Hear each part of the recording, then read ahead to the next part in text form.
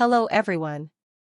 This video will guide you on how to enable or disable administrator account in Windows 10 using LessonVer MSC.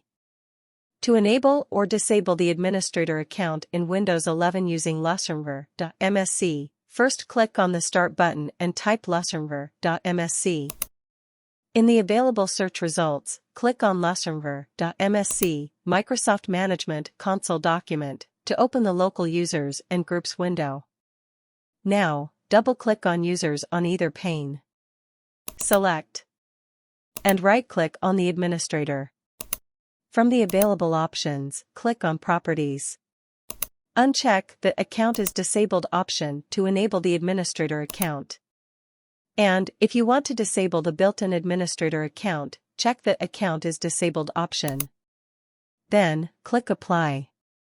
Finally, click the OK button. That's it. Don't forget to like, share and comment on this video. Let me know via comment how this video is. Do you like more videos? Subscribe to our channel, Garup Windows. Goodbye. See you in the next video.